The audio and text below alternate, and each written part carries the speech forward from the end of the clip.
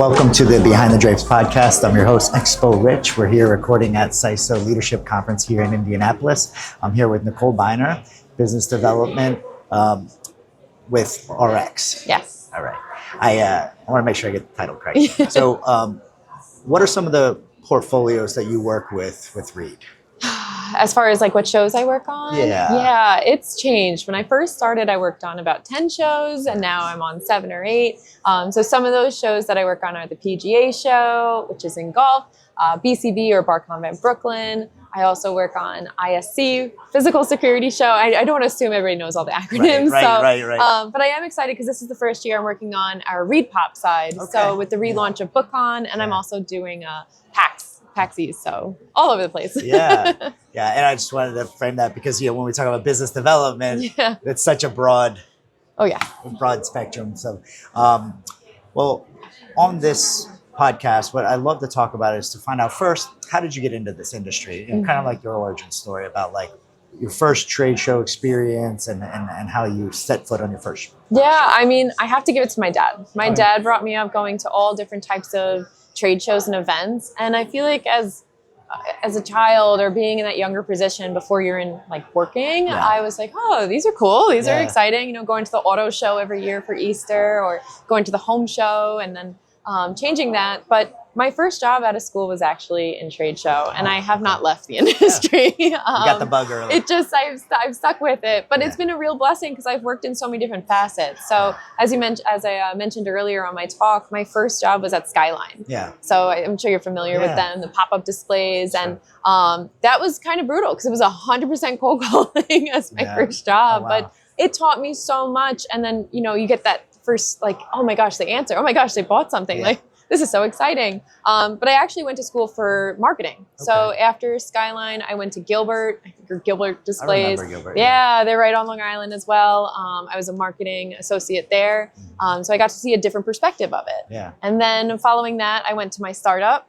So the startup, I was the director of marketing and every single hat that could be worn. I did operations, registration. I did business development, marketing. Marketing was a small part of the other things. Yeah, exactly. I was HR for some days, recruiting. And then after doing that for 4 years, which is a lot in startup world, I thought it was time to see, what's one of these big guys about? And that's where I've been. Well, I'm sure they were blessed to have you on board with wearing so many hats. You can bring so much to the table when you get the position into one lane. So well, through that, you went through a few different exhibit houses and then into an independent organizer, smaller startup, into a bigger one.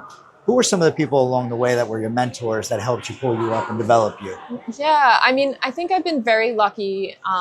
Aside, I know I mentioned my dad, but my dad has an entrepreneurial spirit, and that's just been instilled in me from the beginning. So he's always guided me through my career. But in my last job, we grew together. So even though I had, my bosses, we were all learning as we went, and they really supported me. Whatever you want to do, you want a media budget, a marketing budget, okay, go. Let's do this and learn together.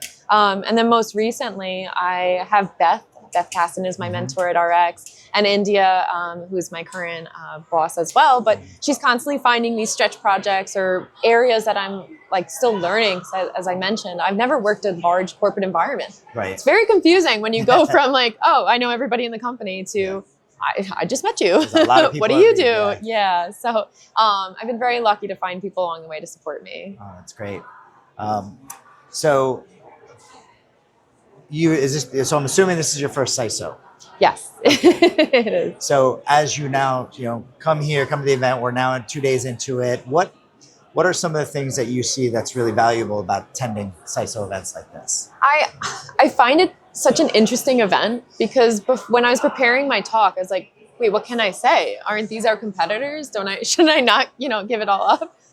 And the interesting thing is like, it's okay. Like we're actually here to support the industry. We're also here to support the industries that we support, all right? Whether it's golf or a pharmaceutical or anything. So everybody's been very collaborative, which I find refreshing. And no one's, trying to keep anything too close to their chest. So, I find it very valuable. Like my partner on the talk, Maria Lane from Emerald, we're sharing these experiences. We want each other to grow. We want the industry to continue to succeed.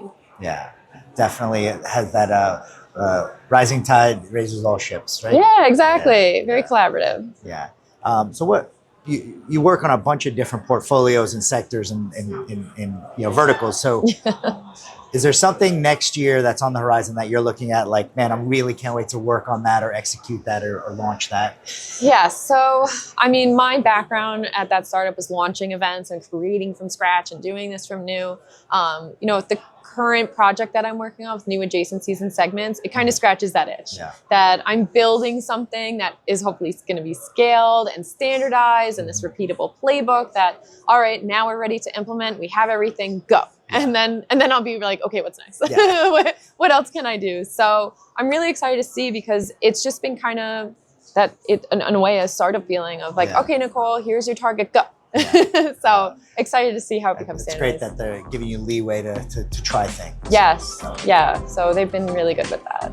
Well, thank you so much for doing this. Yeah. I don't want to keep you from the rest of the conference, but I want you to glad you're here, and thanks for the opportunity. Yeah. Thank you.